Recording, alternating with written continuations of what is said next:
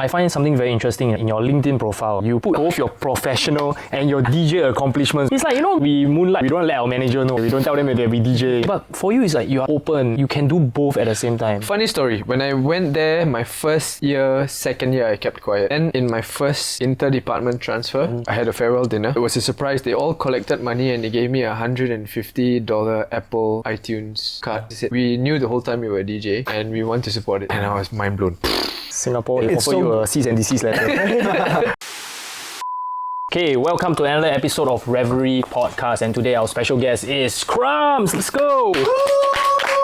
Okay, what's up, everyone? So I think this one is not mentioned enough. I think Krumbs, his time management is on some next level. Okay, he doesn't really say it, right? But if you notice his activities, right, you'll be like, how the fuck?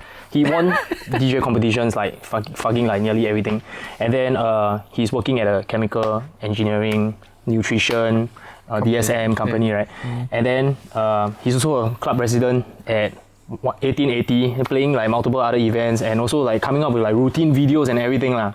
So maybe you can like share with us your secret, right, in like your time management, or maybe like, you know, it's not actually time management, you are like chaotic, but nobody knows. You know? It's an assumption. You think I sleep? What's all this Redbull for? Oh, yeah. part of your breakfast diet. My whole day diet, bro. Is liquid diet. Yeah. But like, how is like the day like? You know, like how long you work, or is there like OT? Because I mean, job they always like ask you to tapao, work home and stuff, right? Currently I have 8 to 5 job. But is it really 8 to 5? Not really lah. When I work from home, then I just like manage my hours and stuff, and then but I don't try to do more than 45 hours a week. Yeah. And then you need to be disciplined enough to like cut off and then just do music or do other stuff.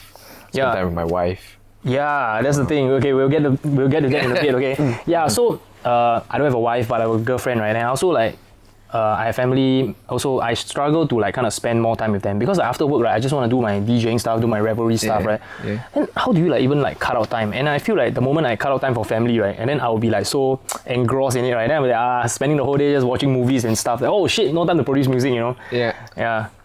I think it helps that I have an understanding wife. So Jama, if you're watching this, thanks for supporting me. No, but we are quite comfortable. I mean, she does her own thing, and then I go into the studio, and then I do my thing. And normally, if there's a flow, if I'm on a flow, like I will sleep at like 3 a.m. But then you 8 a.m. the next day. Yeah, but then kind of balance it off. Some days I sleep less, then I make it up on another day. So right. I think it's become a bit autopilot after. Because I think uni also like you study and then you NTU people comment down below how long you sleep per night. I sleep 4 hours for 3 years in a row. Yeah. Right, crazy, standard. I think it's got to do DJing stuff. Yeah. Uni students just don't sleep. But then in general, like, I think no matter what school you go, if you use that discipline, whether you're studying or whatever, and then when you start working and you're DJing, depends on how you want to manage your time. I think if you can bring the discipline over after national service and stuff like that. Right. So I think most DJs are either full-time, or I think the rare case is like you are like balancing it lah. But there's no magic potion lah. Yeah, precisely. Do you wish that you can like full-time DJ, or do you actually have like a passion in chemical engineering also? Actually, it's always been a hobby since uni, right? So we started the NUS DJ Club. Yeah, NUS DJ Club, with me and Harvey back in the day. And after uni, I was just hell-bent on going to the Netherlands because I really liked the music industry there. It was always like, I'm passionate about music. The Netherlands, beautiful country. I went to visit, and of course, there's always a girl involved. So. Why chemical engineering though? Process of elimination. I couldn't go into medical school. I couldn't go into dentistry. So it's just like I cannot go here. I cannot go here. I cannot go here. This is the real Heisenberg with the head some more. No. Okay, so the grade's not good enough. So I just like. Okay, this one. The primary aim of going to Amsterdam because you're lured there by the music, then you happen to find work there also. And then after doing a bit of research, I realized that there are a few countries in Europe that have a very open system and open culture for hiring foreigners. And work-life balance, of course. That was one of the main drivers for me to go there. And then I learned Dutch. I went for interviews, and then I got the European visa to start working. So then I got the job first to make sure that I could have a place to stay and, you know, So you worked there for food on the 7 years? table. And then the second agenda was music. Right. So I was there for like So the girl is not the second agenda lah. That's the third agenda. The girl is like the initiation. the initiation. Maybe I should.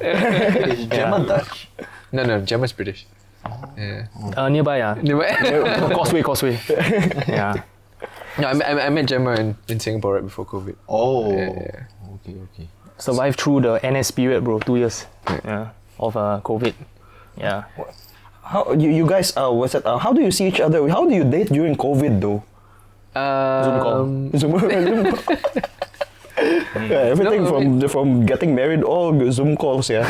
I think with COVID you really spend a lot of time together. So I think for a lot of couples it's also make or break, right? When you spend so much time together suddenly. And it went really well, so that just, you know, sped things up. We got married like 3 years. 1.5 years later, 2 years later. Oh, you get together 1.5 years later. And then Right. then we got married. Yeah. And it's And been great since. I think you guys are like pretty sure of their decision. I think it's like sometimes like it's like a no-brainer, you know, and it's Yeah, just like click. Okay, Yeah. so another question is, how is it like being married now? What's the difference between single and married? Before that, where did you guys meet? Skinnies. We need to go there, bro. wait. Wait, we need to bring you to Skinnies, bro. Skinnies is bar. Skinnies bar. Boki. Boki. Yeah. Oh. What, 小妹妹 land? So, No, it's some of you look yeah, horrified. It's really a chill place, actually. Ah. Skinnies. That was the first and last time I've been there. Oh, Just- wow. I was It just happened to meet the love of your life. yeah. Wow. I was very lucky, man. My friends wanted to go there, and then they just dragged me along. I've never been there first time. Then I met her, and then since then I hardly go to Bookey. Mainly, Oh, this one is really fate. Yeah. stars align. Yeah. Yeah, so what's it like getting married? Like, is there a difference? I guess now we're still in the honeymoon period because just got married. So I think the real challenge is when you have kids. But now it's, you know, not much changes. We have our same routine.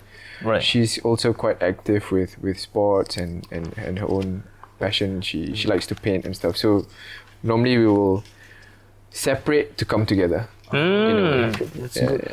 You know, like during the start of the relationship, right? It's also a honeymoon period, and after that, you got your first fight. Yeah. Yeah. How did that go? You can't run away because COVID lockdown. You need to really You fix it. can maybe go to another room, but you cannot leave the house. No. Angry then samula. You know, once you actually you know, like establish it, you know, like you go through that first fight, right? You guys are somewhat good to go already. No, that we realized quite fast at the beginning, you know, and when we got to know each other, we were very chill people, and you know, we don't like drama, and then we're very passionate about our work and then our hobbies. So, you know, it's been going great. I think a lot of the most recent stuff that I've been doing, it's also because I have a very calm and stable home. So I think that's very important. That's what I always tell you. You want to do like crazy creative work, right? Your life must be very boring and stable, and then you can afford. Imagine both crazy. I was so distracted by both. Imagine a crazy girlfriend at home, and she Kardashian. tearing to your ear the whole time, man. Yeah, One so drama, one fight. maybe we can look at your residency 1880, right? Yeah. You mentioned to us like it's like once a month kind of thing. What is the vibe there? Is it really like a club, or how is the place like? It's Members lounge? It's a diluted down version of Avenue, I would say, with the couches and a dance floor and the vibe, the ambiance, the lighting. It has like maybe 100 packs dance floor, and then if they really move all the dining tables, and maybe 200, 300 packs. Wow. It's a social members club. So the members can bring their guests. So it's kind of per invite. But once in a while, when they have like a Barbie event, a Saint-Tropez all-white party or stuff like that, then they will open up tickets. Or F1, they'll open up tickets. And then, can I ask this? How is it different from Mandala Club? Yeah. I don't want to stroke any controversy in, in this video. But I think Mandala Club has a more established and structured party organization. They have a lot more events. Right. 1880 is somewhat in the middle of Mandala Club. My perception. Maybe it's not other people's perception. There's another club called 67 Pall Mall at the top of Shaw Center, I think. And they are very network based, dining, very exclusive view. So 1880 is somewhat like in the middle. Mandala is more concert venue, right? Yeah, Mandala has a lot more events, party events, festivals going on. And then 1880 is like, they have some parties here and there, but then there's a lot of networking sessions. There's like yoga, there's like drawing for kids. It's very interactive. There's a co-working space, a lot of like entrepreneurs, CEOs like to go there and dine, meet their customers. Very professional kind of setting. Very professional, yeah. Then what's It's the not kind of just a sound? nightlife entertainment. No, venue, it's not. Because the membership is tapped on the network potential. Yeah. Networking already, everything. Networking is the Networking future, you know. potential. No more 5 seconds already. You need 5 seconds More first, like- then hey, what's more your like, name? expanded to encompass nightlife as part of its repertoire. Also. Yeah. If you want it to be part of your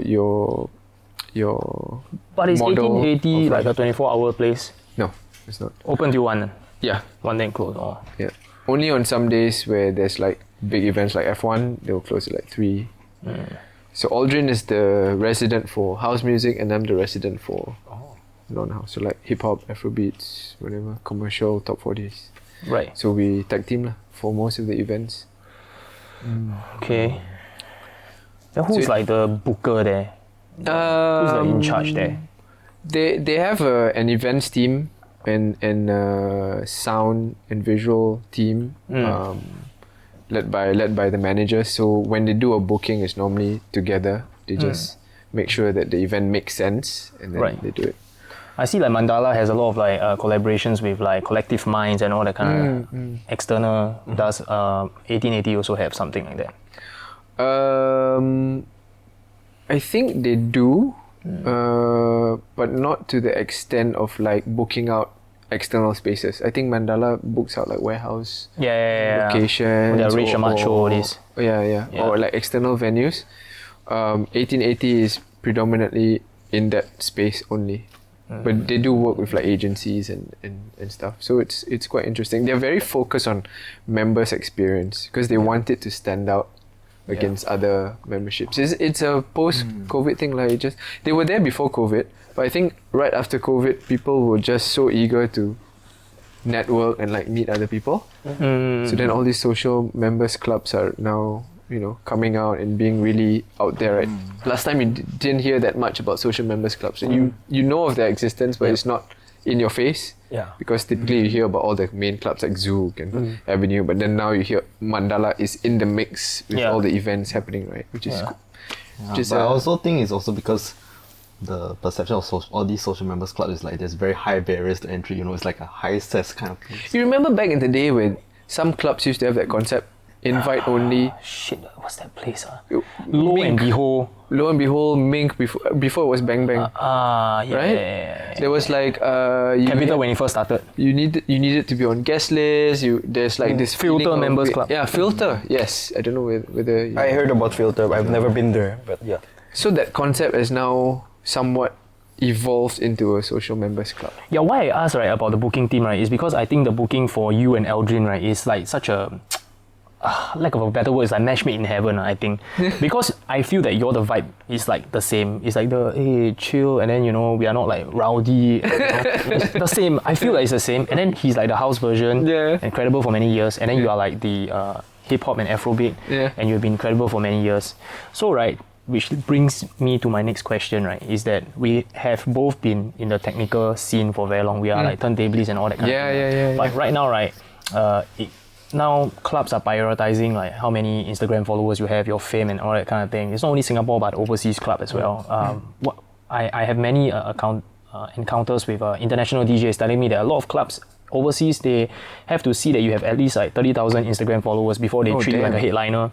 Yeah, so in this era, right, where this is how you stay relevant, right, how would you like advise like the newer generations who are not OGs, right, don't have connection in the scene, right, how are they supposed to get gig? Should they just like, you know, do sensational content on Instagram or TikTok and just grow the fame and get a gig easily, or, you know, should they like kind of pursue our more traditional path? Actually hustle. Yeah. I mean, like both is hustle, you know. Oh, yeah. Must put makeup always. Difficult. For me, I love competitions. I don't know if it resonates with you guys, but like a competition forces you to up your game. So whether you up your game for social media or you up your game For yourself or for, you know, your club residency, whatever your goal is, it just forces you to do shit, right? You have a timeline, you have to meet it, you have to do whatever you can to win it, and then you're going to fail a lot of times, and then finally when you win, it's like satisfaction, but then it's already translated into a lot of the more intangible stuff, right? Right, so basically just do what is that you are passionate about lah. Yeah. Maybe you're like passionate about like doing funny skits, then incorporate your DJing into it. Yeah. Just do it. Yeah, just do it. I think I think when you're in competition, it just elevates your skill and your discipline. That's for me lah, my experience. Yeah. And also, what is the relevance now in like for turntablism in a EDM dominated world right now? Yeah. It's like a good to have skill, or you know, you overdo it and clubs like, no, stop doing that. I think A-Track does it best, no? Yeah. A-Track. But of course, I think in EDM, it's a much more tapered down version, right? You can scratch like Trentino, he also does that, right? There are a few DJs, just off the top of my head, but as long as it feels not too overdone and too in your face, I think it's okay. Not contrived. Yeah. It needs to feel natural. Yeah, it has to feel natural. Natural. Yeah. A lot of it, like I like about EDM and house, right? When they have the breakdown and it's really long, well, you can do so much. But the hip hop is like normally at the beginning or at the end. That's So why it he was saying that, you know, because he's a hip hop and open format DJ, right? He's like, when I play house, then I don't know what to do with my hands, then I just start vaping. Harvey can tell you what else you can do with your hands. Yep. That's why it's very Muscular. yeah, very muscular. Like going Just to the one gym. side. Going to the gym. What are you talking about? Yeah, very important. How you hang out with them? Maybe they ghost produce the Maupi song. Your mind is dirty. Actually, his life is too chill already. He needs some chaos. That's why. I'm too structured. I'm glad to have these crazy motherfuckers around. Yeah. So anyway, let's move on to the next part, right? It's like, how would you describe your sound? Because like earlier I was like a bit confused between like reggaeton and Afrobeat, and I've been DJing like for so pretty long already, right? And I'm predominantly an open format DJ, so the genre lines all get blurred together and everything. You know, with Sean Kingston coming out here, it's like fire burning on the dance floor, fire burning, right? Which is like reggae fusion. What the hell is that even? You know. So what would you say is the Krumbs sound? A lot of influence from African percussion, so like Afro house, Afro beats, dancehall, amapiano, and even at some point Afro trap, which was very big in France. Afro trap. Yeah. Yeah. So that was around 2017, 2018. It was kind of, it's like basically urban rap over an Afro beat, 128 BPM kind of sound. And it's quite interesting that you have been in Amsterdam for 6-7 years, right? But then you get influenced by them. You go to that African sound.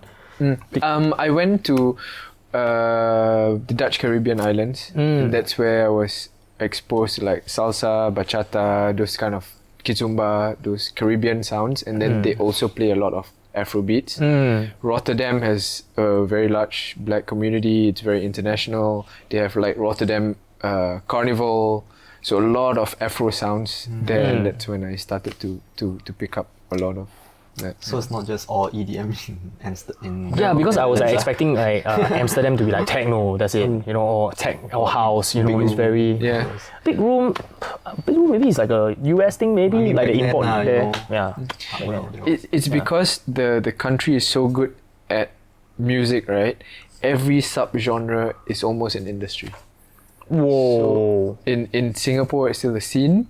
There is like industry.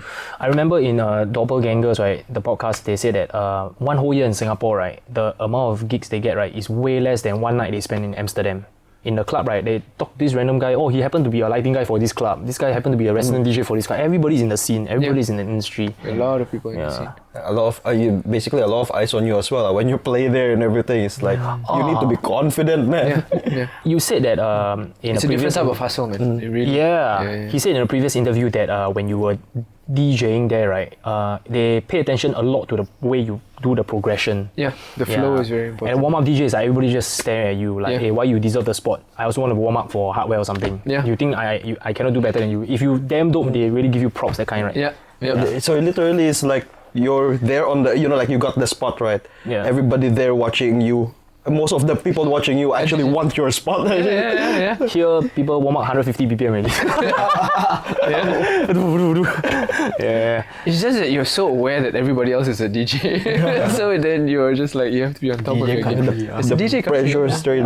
Yeah, correct. But that's good because it forces you to straight away think about your own identity and then your own sound, which forces you to not play the same stuff as the radio. So you either start looking at mashups, you start your own DJ collective where you exchange music, Right. where you do mashups with other DJs. So there are a lot of cliques in the Netherlands. Like a lot of collectives. So once you get into one clique, normally you would have access to like quite a few clubs and stuff. I want to backtrack a bit. Your DSM job, you got it from Amsterdam, then you stayed all the way, right, with them? Yes, I've been with the same company. Yeah. I've lived in different cities in the Netherlands. Right. But it's still the same company. They just moved me around the Netherlands. Yeah. So I find something very interesting, right, is that in your LinkedIn profile, you put both your professional and your DJ accomplishments, bro. It's like, you know, most of the time, like, we moonlight, right, we don't let our manager know, like, hey, we don't tell them that we DJ, you know, kind of thing. But for you, it's like, you are like open and then you can do both at the same time. Funny story. When I went there, my first year, second year, I kept quiet. Then in my first inter-department transfer, I had a farewell dinner, and it was a surprise. They all collected money and they gave me $150 Apple iTunes voucher card because they said we knew the whole time you were a DJ and we want to support it. What? And I was mind blown. Wow. Since then I was just like open. Singapore here, they It's offer so- you a cease and desist letter. Actually, it's so good that, you know, like you're from a Dutch company that actually does this kind of things. It's embedded in their culture. They like to support your passion. It was funny because in that office, right, after 6 o'clock the door only opens one way. You cannot go back. Oh, cannot OT, bro. So shit. if you forgot something, right, you're done. and everybody is like, you know, wow, marveling at the, you know, German engineering or the European standards, you know, like Europe is such a revered country for their engineering and their creativity, right? But you see they limit the amount of hours they work, right? Look at Asian country, work OT, everything, but we're not known for anything, you know. But Yeah. tax is 42%. I mean, You next can't win year, everything, bro. next year with 9% GST, we all kabe kabu. I know that. Yeah. Well, there they call peekaboo and they increase the number of hours, I think, of work, or maybe the age, I think, in Europe of the retirement. They riot already, bro. They decrease the hours in your DJ set, bro. The workers' union is very strong in Europe and in the Netherlands especially. And they got rights. Small they have things a also lot got of rights. You know? Yeah. So I think they're very protective of their work-life balance. But So maybe like a brief synopsis of what you do at work. What's your day job? right now I'm in food and nutrition sales. So I'm regional key account manager. So I manage the sales part. I've gone from engineering to project management to R&D and now in sales. And both countries. Well, literally like every single aspect. Because I don't know, but I feel like people that do R&D, right, it's literally like closed doors and then, they just do their own shit. But sales is like, you need to start talking to people, it's so vastly different. Yeah. And you can kind of like transition. Yeah. Yeah. I Just up to the challenge, new thing come just... just whack, bro. Yeah, just Actually, whack. it was also mainly driven by my CPF left $6.93 lah. So I came back. But why? What the fuck? Why six? What the hell? Why $6? How did that happen? No, because I wasn't living and working in Singapore.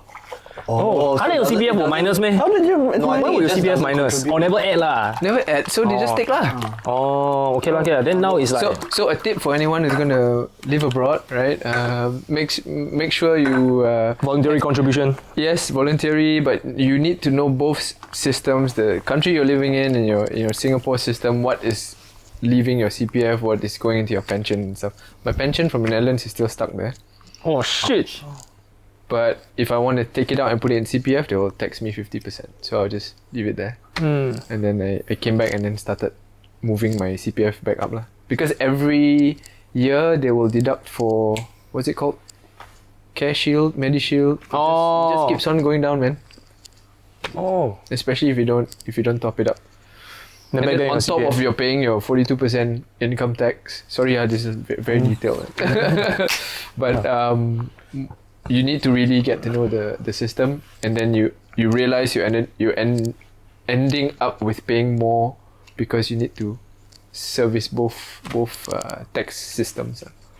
So optimally for me, after that experience, I learned music production in the Netherlands. I had the best work-life balance. Then I moved back. But if there, right, it's like so ideal, right? A country, really. But why not just stay there? Everybody want to move to Netherlands, yeah, but you chose to come back. You chose to come back, He like to cycle to work. Okay, bro, tiring, man. I think it was also different stages lah.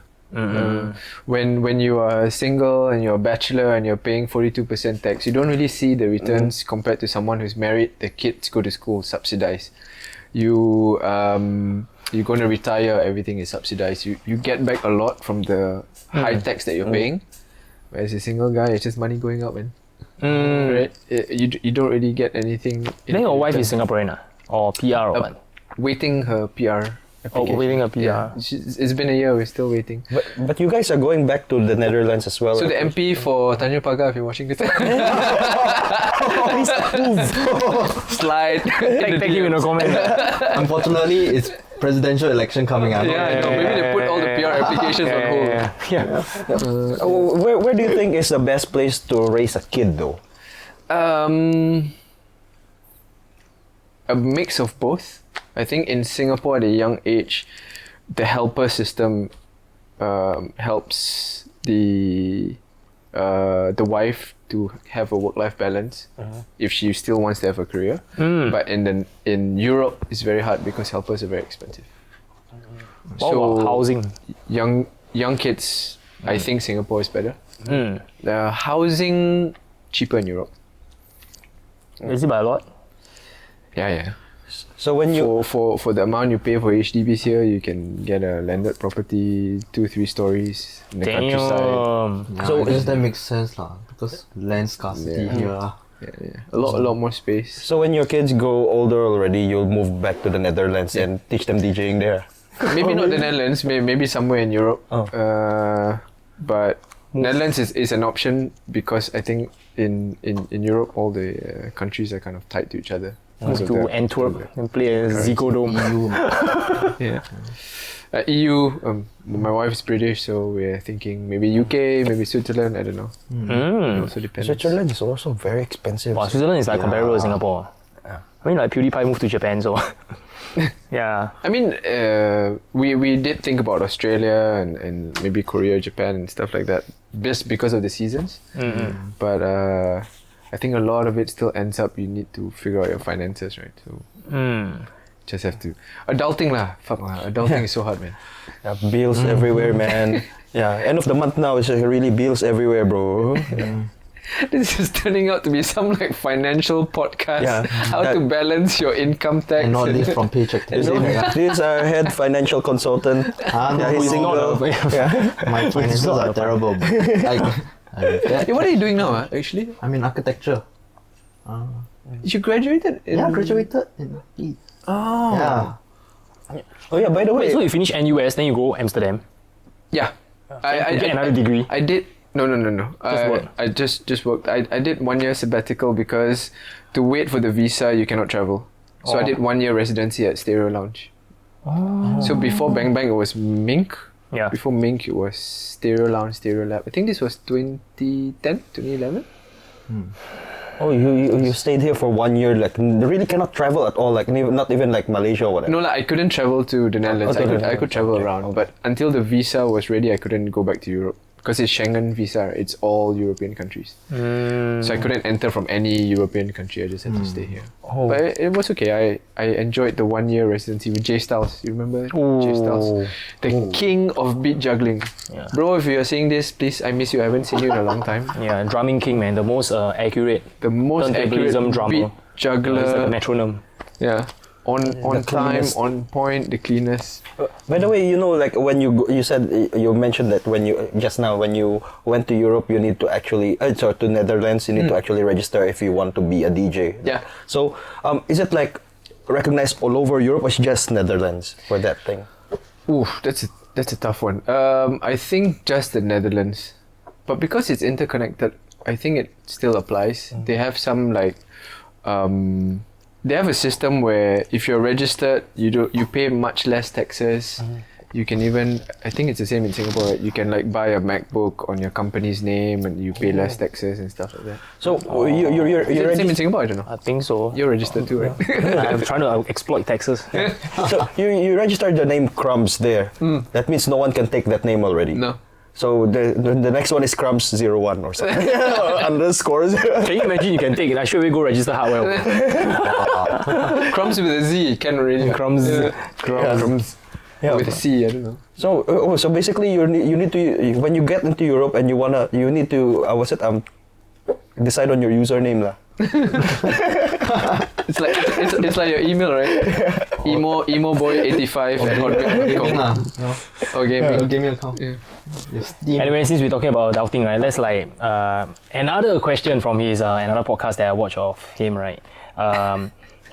10 years later, you are looking to become a DJ mentor, but have you ever thought of like touring the world, DJing, producing music, that sort of thing? Is that one of your agenda? I think if it comes, it will still be on the side pocket rather than the main agenda. I think I've always, I think over the years I just became accustomed to opportunities that will come as I travel and live abroad and work abroad. I wanted to do it the other way around many years ago. I think when you're younger. I'm now 38, so Fuck, you 38. I think I missed the Damn boat. it. I thought he's my age, man. Holy shit. Apparently younger our than research us, huh? didn't really cover his age. Hey. It's the hat, bro. Oh, yeah. Yeah. You want to ask whether your head got a bald Yeah. spot or not? Got bald spot or not? Yeah, too much hair, bro. Bro, like That's you why just he's- went reservice, like fresh, bro. Yes, yeah. Yeah. Lucky. You want me to recommend any hair products? Or? I need hair products. Yeah, so this fella. speaking about like sponsorship and brand deal, you also did something with Puma also. Yeah. Like, how did that come about? Andrew T. Andrew T. So I joined AOS. The moment I came back in 2018, Andrew was kind enough to bring me into his group.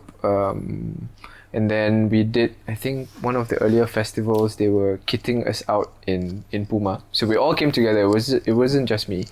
And then I just maintained the relationship, and then they asked me if I wanted to do like videos and whatever. I just wear Puma. They will send me stuff. It wasn't like a full sponsorship. I don't know if it's sponsorship is the right word. I think more of an In ambassador. collaboration with the Ambassador. festival. Yeah. I think they think that this guy good looking enough. Can.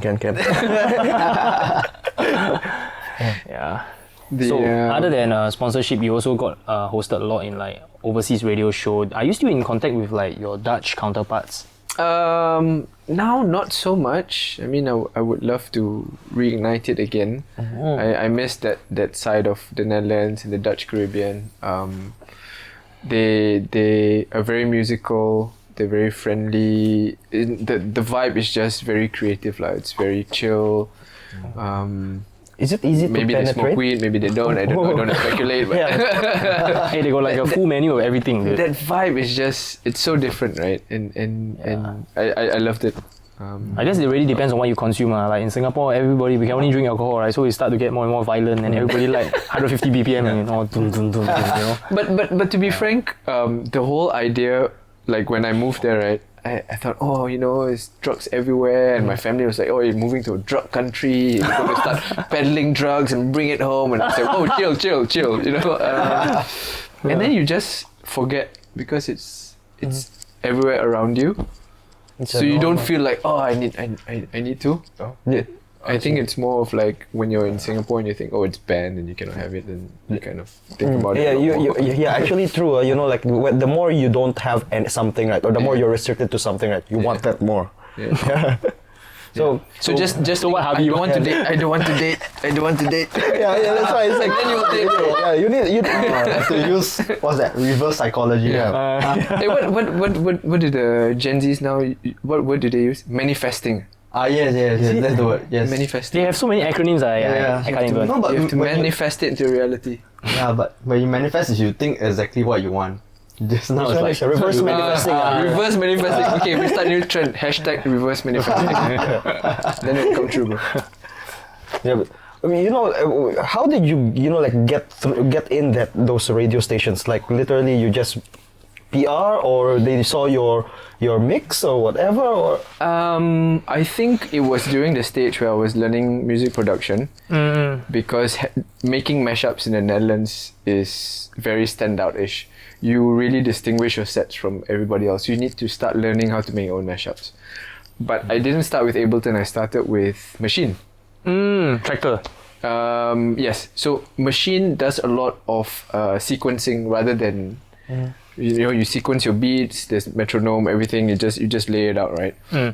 And then I started making videos on how to make your own beats with Machine. Yeah. And then a few DJs that I DJed with, they were also connected to the radio. And then they said, "Can you come and show us how it's done in the radio station?" Yeah, in Europe Then it's from like radio station, it just went. so you need to be a subject matter expert on something. That's why I say you should do your own YouTube and teach people how to do crazy shit. Dude, in Singapore hard lah. I think in Europe, you see, you can just suddenly call, hey, Redbull 3 Styles guy, then come and do scratch jam. Bam. Just happen, bro. Yeah, Dennis. Hi, long time no see. How are you? Man, I heard somewhere, right? I think I read somewhere that I think Amsterdam has like 900 festivals a year or something. At any point in time, there's 3 festivals happening in the country. During the summer, they have a festival book they will issue for you to plan your book. You can plan. I don't know whether now it's still a book. You probably have it electronic App. version or an app, right? You can plan your whole summer vacation, bro. What? All festival. All whichever festivals you want to go, you can plan your. It's like a Bible, bro. Road of advancement. Yeah. music festival. Music festival. Because Bible. typically festivals also they have it in like big areas. It's not really in the city. Amsterdam will have it some places in the city, but most of the times on like the countryside and stuff. So you got to figure out like take a train, take a bicycle, all the logistics. Crash at a friend's house. I remember the DJ Snake Dylan Francis story. DJ Snake was like in a crowd, and then Dylan Francis was DJing, and DJ Snake is like, hey, take my thumb drive. Then Dylan Francis take the thumb drive. Then tomorrow they say, hey, open for me. And then now DJ Snake bigger than Dylan Francis. Way. So it's like it just happened like that, you know. Yeah, yeah. And the same for Sesco also. In Singapore, you pass thumb drive, okay, bye. That's it. One of Di Maduro, he is from I think the same city. Di Maduro, Yeah. the one that make the Backstreet Boys but Afro remix one. Yeah. Holy shit! So this guy Amsterdam. He plays a lot in Amsterdam, but he's from the north. He's from Groningen. You know where Fandi Ahmad played football back in the day for a Dutch football team. For another Dutch. Yeah, Fandi Ahmad used to play for a football team in the Netherlands. So Groningen is all the way up north. It's like 2 hours north of Amsterdam. He's based there. I connected with him, went to his house, did some DJ stuff, learned music production from him. Wow. Really, really nice guy. So at that time he was working with Sesco. And then Sesko started to do his own thing. Dimanduro did his own thing. But yeah, I've known Dimanduro for like really long. Wow, Some of the producers now that you see, FS Green, Sirena, and I don't know, like a few of these Dutch mashup DJs, right? I've met them. They're really chill guys. Very open. They'll share their music, learn how to produce together. It's a very close-knit community. Everybody support each other. Everyone support each other. Yeah. It's actually super nice, you know. Like as a foreigner, you go inside there and you meet this guy, then this guy let you meet this guy. Yeah. I mean, And if everybody support each other. the scene is so strong, right? Have you connected with any like ghost producers over the years? Like, do you know any of them? No. Although you don't know. Ghost Wow, they producers, really no. ghosts, contractual, cannot tell anybody. Oh yeah. Yeah. Do you see that there's more people gatekeeping here in Singapore than in the Netherlands? Gatekeeping in what sense? In what sense? Like for example, from music production and everything, you know, like people release tracks and everything, then they comment about it like, oh, this sucks and everything. Or maybe when you're DJing and everything, some people are like really like block your gigs. Block your gigs and all. Yeah, something like that. Like, oh, I'm better than this guy. You know, like oh. I think the competitive nature in Singapore is, I think, a bit culturally related as well. I think we are a very competitive society. The Dutch are a bit more chilled. Also helps there more opportunities there. Yeah, also more opportunities. But also because everyone's a DJ, the type of hustle is different. Like in Singapore, I'm not so motivated to do mashups because like everyone is okay playing the same music. Like there, it's like you play the same music, you're out immediately. Like out, you have to learn to make your own mashups. You need to so your set is different from the next because everyone's a DJ there, so you have to stand out. Well, since you like competition, that's the best place for you, bro. So it's a different type of hustle. Like here, it's more competitive. People are a bit, snappy. They're a bit more bitchy. But that I think it's just the competition here, lah. There's like very few clubs, and then the moment you have a lot more DJs, then everyone just tries to defend their territory. Which brings me to the next topic: being a part-time DJ. Bro, how do you say the politics behind it is quite hard. Huh? Part-time DJ got politics? What the fuck? Seriously? I wouldn't say it's politics. It's more of like you don't want to come off as taking somebody else's rice bowl. You know what I mean? So it's I wouldn't say it's politics. It's just a very touchy subject, right? That's why I'm also very happy with 1880 because I'm no longer in the club scene. I get to do my thing. Yeah. I get to work with Aldrin, who's a great guy. And I have a lot more free time because I finish at 1 a.m. and stuff. So it really fits my lifestyle at the moment and my goals rather than full-time club DJ or even part-time, but I'm working in Avenue or Marquee or Zoop, where it's really like clubs. DJs are competitive, they want to have residency or they want to play there. Yeah, I kind of want to take myself out of the equation. Yeah, that's what I was also thinking as well. That's the reason why now we are more focused on creating opportunities, like create our own gigs so that we create more spots rather than occupy a spot also. Yeah. But how do you stay relevant in the scene though? Well, you just do right now, just continue playing in 1880 or you do some other gigs? I'm enjoying a lot more on production right now. So my most recent mixtape, I've tried to make it purely on Ableton, which is the first time I'm doing it. Just typically in the last 17, 18 years of DJing, I've always recorded my mixtape. Yep. So wrong, start from beginning, all over again. Start all over again. But then like doing it on Ableton, it's actually even longer. I just realized that. But you can really chop up your creative elements and then you save and the next day you just continue. Yeah. Make a layer more, make it more complicated. It's like you have like as many channels as you want, man. It's like one channel purely for scratching, one channel left deck, one channel right deck, one channel effects, one channel whatever you want to add. Yeah. And whatever layers you want to add. So it's like a cappella, instrumental, original, layer this another song, give another 8 bars to scratch, like wild. Yeah. The pain in that is the like after you finish the project, right? Then you compile it. Oh, yeah. This is like super long, yeah. Yeah. You know, you need to have a proper laptop for that, though. Yeah, and a lot of people are thinking about like keep it real, which is like the usual traditional way. But then there's only 2 layers, and you cannot expand your horizon and your creativity. Yep. But then by like adapting to the technology, I think that's where true art begin to flourish. Yeah. And especially now got AI and everything, they can replicate whatever you do. You need to keep stepping it up. Yeah, like James said, stepping it up 4 decks or whatever. Or now he 3 decks 1 controller already. He just keep changing, keep leveling up. Yeah. So I don't Fred know. again. Fred again. So unless it's up close and personal, very hard to tell. So. Yeah, I've never seen machine being played out so wildly in front of people. Yeah. Typically, Never make it's like, mistake. I want to see a DJ, right? 3 decks or 4 decks, right? And a keyboard. Not the keyboard, like the keys. It's the keyboard, the one with the alphabet and everything. 661 key yeah. There are some DJs that Goes turntablism. there are some what's his name. turntablists that were doing. Was it the guy that's also singing and playing the keyboard at the same time and scratching? Oh, that guy's wild. Yeah. Mosiman. Yeah. Yeah. This one like Asian looking- Asian Asian- Eagle or something. Yeah, his name. yeah. Asian Eagle. Like Yeah, he do turntablism drumming, then he that sing one. cover. Yeah. Yeah, okay, now I recall. Yeah. Yeah. There's quite a few lah. But then it must. You kinda don't like, see those type of rare Pokemons in Singapore. Yeah, because it's like also not worth it in Singapore, Like The for one example, you do until so complicated, right? Then somebody just need to play a K-pop song, then boom, destroy the crowd, Yeah, and then you so many things also no use. Actually, the most complicated that I've seen in Singapore is just your XP1 or your SP1. That by itself is already a toy that you can already start going wild on creativity, right? It's like Now the sampling. SP1 is just built in the mixer already. Everything you can do. Yeah. So Now you have 8 hot cues by default. CDJ 3000 and all. Yeah, but like the added performance, like I don't know lah. do people really explore it during a set? No.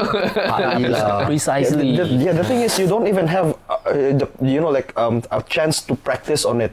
Unless Yeah. you go to a, like let's say Ministry of DJs or whatever. Or you have it at home, right? Yeah, or because you want to explore all the functions, but how? The only time is when you're already on the DJ booth and everything. Then when you're playing, then okay, oh shit, this is one function over here.